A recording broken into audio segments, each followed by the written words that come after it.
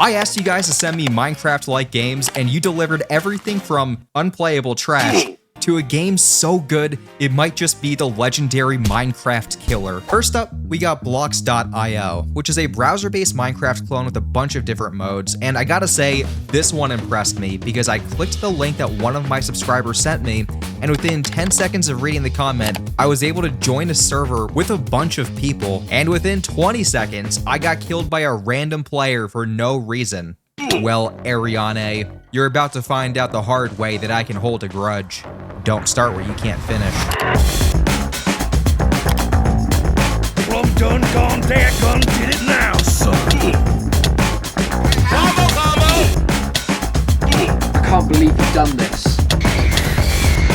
After killing him 8 times, I guess he doesn't feel like PvPing anymore because he quit the server and I haven't seen him since. In the chaos, I unwittingly protect this guy named Singing Wombat from Ariane, which at the time, I didn't even notice. Turns out this guy was friendly. We did the normal Minecraft friendship ritual. It's not something that anyone talks about, but if you've ever played Minecraft on a server, it's a language that we all innately have. He gave me a flower and my heart fluttered. Then I remembered I was randomly assigned a girl skin when I spawned in. Did I just accidentally become this guy's Minecraft girlfriend? I wasn't about to question it. I've been playing on the server for 7 minutes, so it's about time I settle down. I built a humble homestead with Singing Wombat and decorated it with the flowers he gave me. Okay, I'm surprised I had so much fun with this one. I was expecting to say, I weep for the children that never experienced the bliss of addictinggames.com, but browser games are alive and well. Overall, fantastic. Next, we have Blockciti, a game with Minecraft's nostalgic simplicity, LEGO's boundless creation, all supercharged by Unreal Engine's tech. And I gotta say, this is the most graphically impressive voxel game I've ever seen. And unlike Minecraft, you're no longer limited to just cubes. You get blocks in all sorts of weird shapes and the ability to slap on any texture you want. But by far my favorite feature is that you can just cover your builds in graffiti. That is such a cool feature that I've never seen in any voxel game. I explored some of the save files that the dev sent me and the vibes were immaculate, especially with the colored lighting. That's something that I've always wanted in Minecraft. There were some problems, as to be expected since this is an alpha build. For example, every few minutes a save screen would automatically pop up and freeze my game for about 15 seconds. The other big thing I noticed is the huge amounts of bizarre blocks that most people would never use. Why would I want a shrub in a cage block? It's a plant, it's not going anywhere. Anyway, I looked at the builds channel in their Discord and a few people made really cool creations. It actually got me excited for this game. At least until I saw their website. They're making their own crypto coin to sell land in the game and they're integrating NFTs somehow. I don't like NFTs, and seeing the market decline of NFT value across the board, I think most people share that sentiment. The version of Blockciti the dev sent me didn't have any of this implemented, and in my opinion, it's much better off for it. I think if they pivot and release the game on Steam for $30, it could be successful. Tons of people use shaders and high-res texture packs to make Minecraft more lifelike, so there's almost certainly a demand for a high-fidelity voxel game. In its current state, Blockciti is a good, simple block game with beautiful graphics. And personally, if they pivot to a more traditional pricing model, I would love to play again. Next, we have Lords of Uberdark, a Minecraft-inspired game that despite raising $22,000 on Kickstarter, was abandoned by its developer, Aaron Bishop. His last Kickstarter update was 9 years ago where he shared an alpha version of the game. I looked at his website for more information, and honestly, everything about this seems really sketchy, especially since half the links on his webpage now redirect to actual scams. I ran the game through VirusTotal and, Trojan malware? Sus.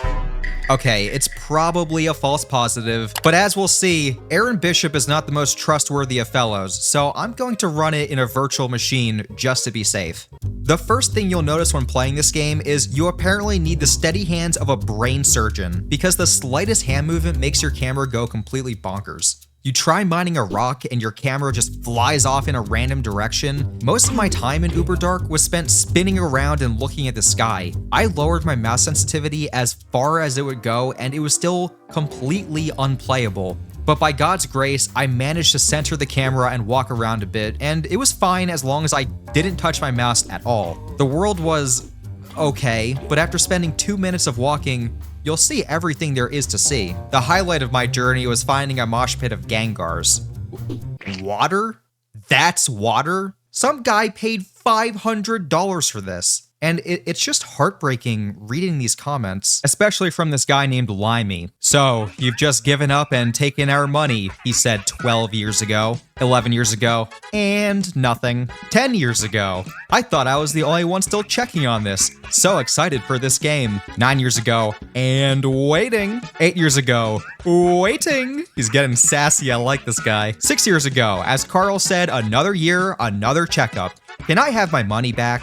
5 years ago, show us the honey, Aaron. Smiley face. 4 years ago, do the right thing, Aaron. Don't be a thief. Another long year, Mr. Bishop. I was thinking how much my life has changed since first backing this project, and it has changed in so many ways. Since backing this scam, I have lived in London, Brighton, Essex, moved to Japan for 2 years, came back, and now work in something completely new. I've worked hard and made my own way in life, and I'm very proud of that. But I wonder, Aaron, could you say the same? Oh my god, Mr. Limey. Okay, Limey's last post was 2 weeks ago. He is still stewing on this over a decade later. How much money did he lose, you might ask? $10. It's one thing if you try your best and your game sucks, but this is actually unplayable. The developer, Aaron Bishop, disappeared 9 years ago with no apology, explanation, or refunds. What's crazy is he just got away with it. There's literally not a single YouTube video or article written about this debacle. Aaron, if you're watching this, it's never too late to do the right thing. Give these people their money back. Please. Next up, we got Vintage Story, an uncompromising wilderness survival sandbox game inspired by eldritch horror themes. It's got 4 seasons, and apparently winter is pretty tough. If you only do what is easy, your life will be hard.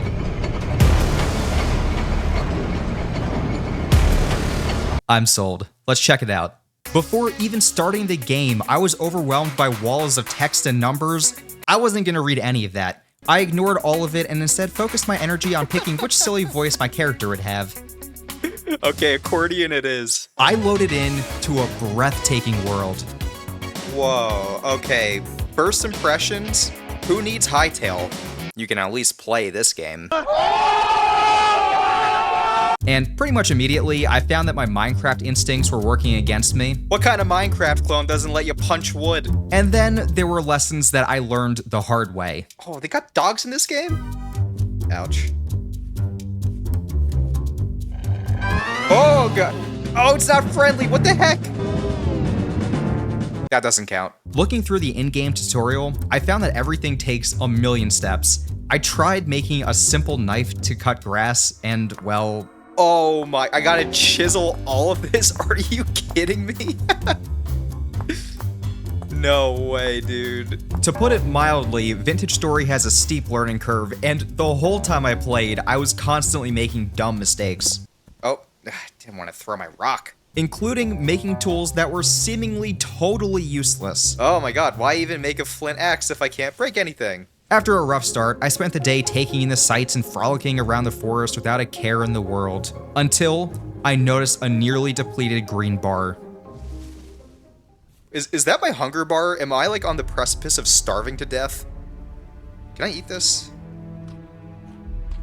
Oh, that is so bad. I scrounged around trying to find some food, but this world was barren, only offering me a meager handful of cranberries. And to make matters worse, nightfall was quickly approaching, and I wasn't prepared in the slightest. I used every last second to dig out a quick shelter, and, well, it wasn't perfect.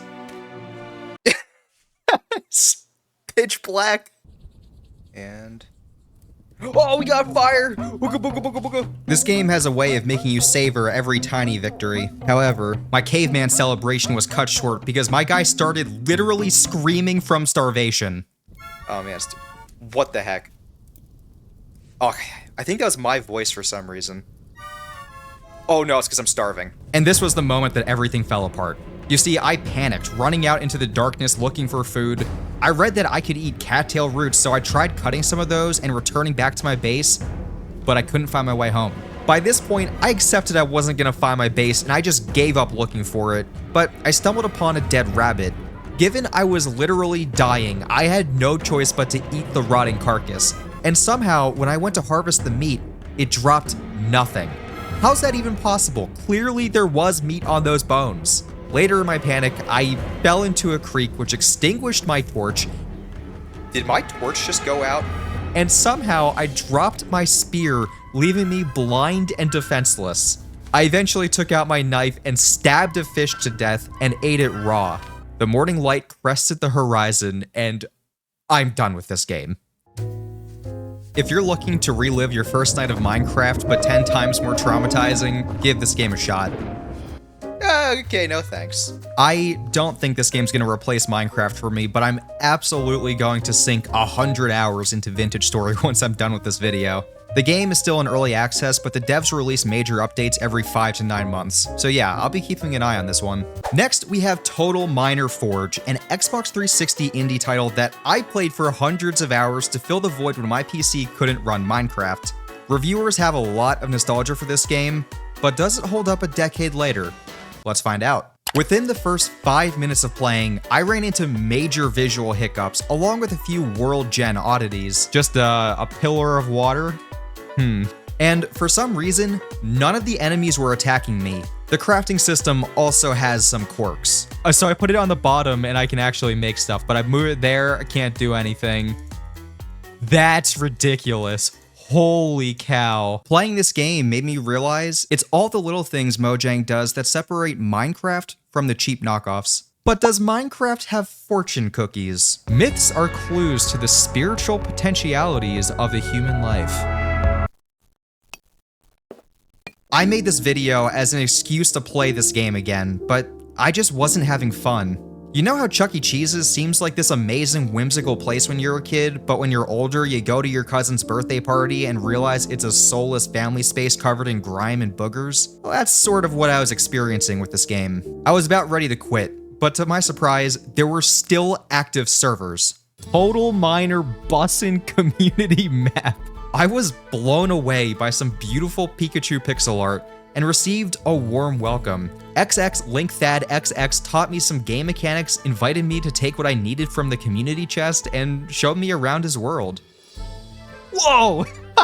I forgot about the rope in this game. I remember now that it wasn't the graphics or the combat that made this game special.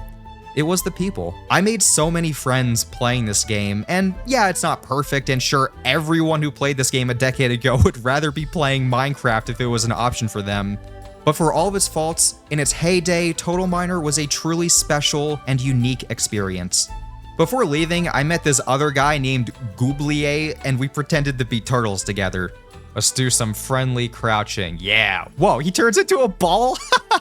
Oh yeah, Turtle Squad, move out. Then I joined the only other active server and met this guy named Botted3. He kindly invited me into his secret underground base, but when I went to leave, I noticed that he didn't give me server permissions to break blocks. I was hoodwinked, bamboozled, dare I say Smeckledorfed into a jigsaw trap. I want to play a game. Double jump?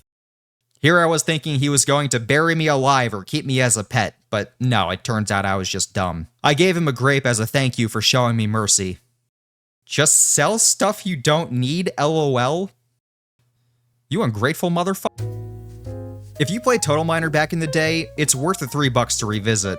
But for everyone else, I cannot recommend you start playing this in 2024. The game is showing its age, and there's no reason to play this over Minecraft unless you're looking for a dose of nostalgia. But what I can recommend in any year is learning something new, which is why I love today's video sponsor, Brilliant. Brilliant's courses make complex topics like coding fun and approachable. I wish I had Brilliant when I was first learning how to code because it would have made my life so much easier. There's courses in math, physics, data analysis, and so much more. So whether you're wanting to learn something completely new or sharpen an existing skill, Brilliant has a course for you. My favorite part about Brilliant is that it turns learning into a habit, giving you bite-sized lessons that you can do even if you only have a few minutes. I see learning new skills as an investment in yourself, and with Brilliant's hands-on learning approach, it's never been easier. To try everything Brilliant has to offer for free for a full 30 days, visit brilliant.org/Whimzee or click the link in the description. You'll also get 20% off an annual premium subscription. Also, huge thank you to my Patreon supporters. Without you guys, these videos wouldn't be possible. I really appreciate your support.